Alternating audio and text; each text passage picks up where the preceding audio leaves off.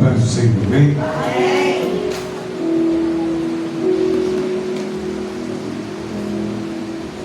Abra as vossas Bíblias, livro do profeta Samuel, capítulo 2 Samuel, capítulo 6.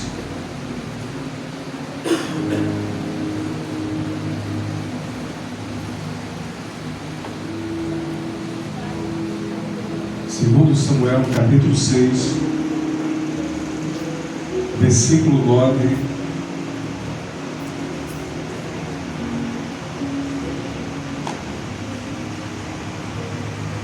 Quem achou, diga amém? E diz assim: entendeu Davi ao Senhor naquele dia e disse: como virá a mim a arca do Senhor? Podemos assentar em nome de Jesus. A Ele seja a honra, a glória e o louvor por essa palavra que é fiel e digna de toda aceitação. É um privilégio muito grande para mim, para você, de mais uma vez estarmos na casa do Senhor, simplesmente para adorar, simplesmente para agradecer por todos os benefícios que o Senhor Ele tem feito por mim e por você. Segundo Samuel capítulo 6, versículo 9. Davi, ele, após reinar em Hebrom,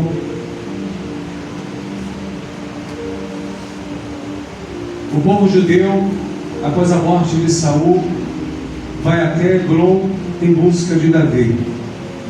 Todos os príncipes de Israel chegam lá e diz: o Senhor te escolheu para que você seja rei sobre Israel.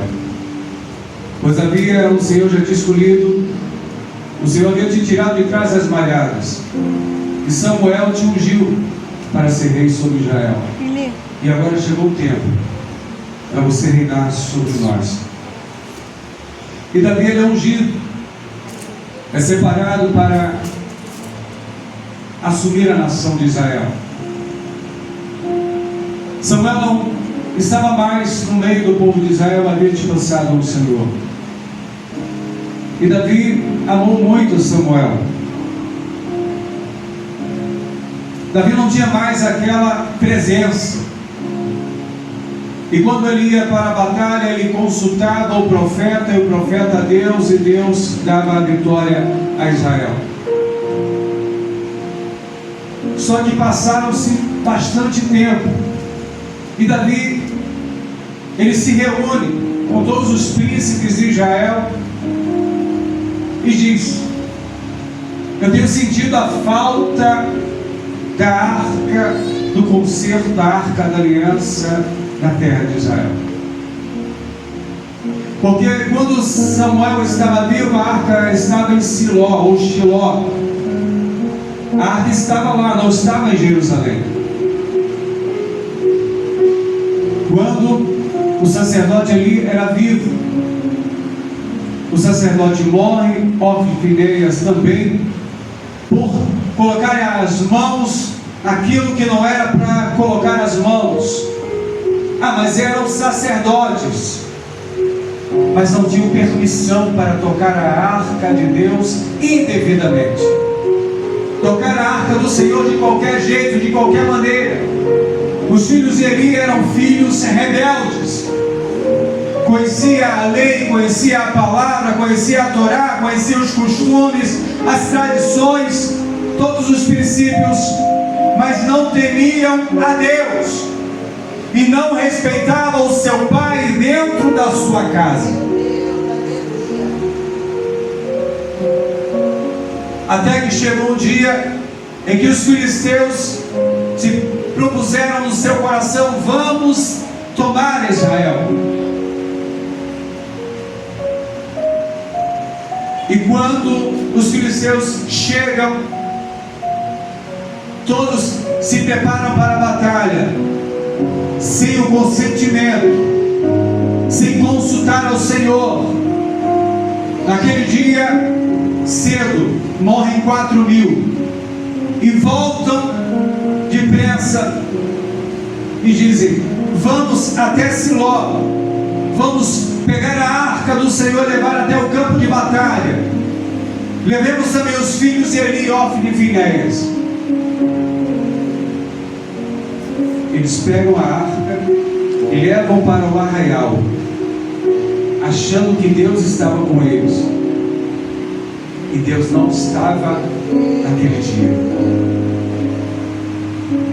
Deus, Ele naquele dia não estava na arca. A presença, a glória de Deus não estava sobre o propiciatório naquele dia. Porque Samuel, eles não consultaram o profeta e o profeta não consultou o Senhor. Eles resolveram fazer de qualquer jeito, de qualquer maneira. A Deus está comigo e eu vou. Antes de tomarmos alguma decisão na nossa vida, nós temos que orar primeiro, consultar o Senhor. Senhor, eu posso ir. Senhor, eu posso fazer. Senhor, eu posso tocar. Se o Senhor disser vai, vai. Se o Senhor disser não, é não.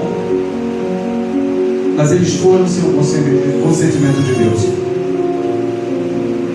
Com a arca, sem a arca morreram 4.000. Com a arca, mas Deus não estava presente. 30.000 perderam a vida, inclusive Ofni e Finéias. E os filisteus levaram a arca para a terra dos filisteus. Eli sabe da notícia, morre. Uma das jovens grávidas, uma das noras de Eli, cai, nasce o bebê e ela também morre. E antes de partir, ela dá o nome da criança e acabou. Foi-se a glória de Deus.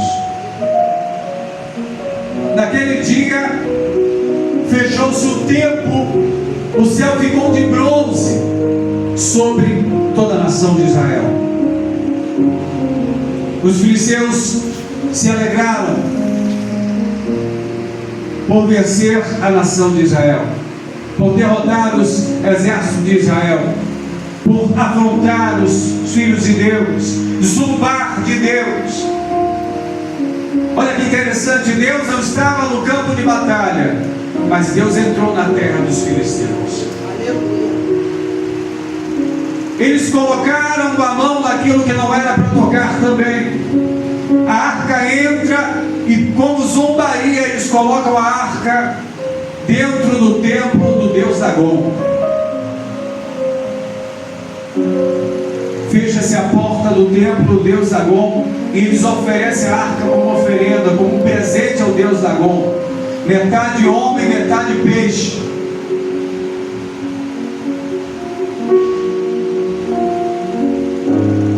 Passa-se um dia e nada acontece. Quando chega no 5º dia, algo sobrenatural acontece naquele lugar. A estátua está caída, prostrada sobre a arca. Eles entram, levantam a arca, levantam a estátua novamente e fazem a oferenda. E quando chega no sábado, a arca, ou seja, a estátua cai de novo, só que sem a cabeça e sem as mãos. Aleluia. O Senhor executa o Deus dos filisteus. Glória a Jesus. E depois Deus vem dizimando todas as 5 províncias da Filístia, com pragas sobre cada um deles. De Deus não se zomba. O Senhor, Ele é soberano. O Senhor, Ele é absoluto. O Senhor, Ele é magnífico. O Senhor é excelso. O Senhor é tremendo. O Senhor é grande. A dimensão da grandeza de Deus é tão tremenda que ele, nesse momento, ele está sentado sobre o seu trono de glória. E os seus pés estão sobre a terra. A terra é o estrado dos seus pés, ou seja, a terra é o descanso dos seus pés.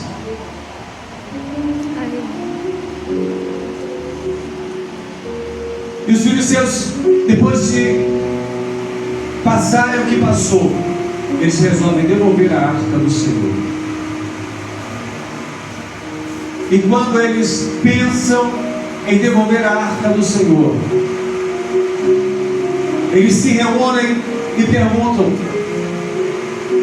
de que forma nós iremos oferecer ao Deus de Israel alguma coisa por expiação da nossa culpa? Eles fazem hemorroidas de ouro e ratos de ouro e colocam dentro de uma arca para oferecer ao Deus Todo-Poderoso. E o que eles fazem? Eles pegam a arca, colocam num carro de boi, um carro novo, com bois novos, e levam a arca, guiando o boi até Bet-Semes. E quando chega lá na cidade de Bet-Semes, os judeus que estavam ali trabalhando na lavoura, eles ouvem o barulho do sino balançando do boi. E o boi para, os bois param com a arca da aliança. E eles avistam de longe. E correm, pegam o carro, o boi e a arca, sacrifica, desmontam o carro do boi, faz uma fogueira, faz um holocausto, mata os bois e oferece ao Senhor. Mas sabe, alguns ali são feridos. Alguns morrem por abrir a arca da aliança. Não era permitido pessoa comum, sem compromisso com Deus, sem ter comunhão com Deus, sem andar com Deus, sem ter intimidade com Deus, tocar na arca, abrir a arca, ao menos olhar para dentro dela, porque ela chamava atenção. A arca era uma madeira de acácia, revestida com ouro por dentro e por fora, e os três elementos que simbolizavam a presença de Deus ali dentro.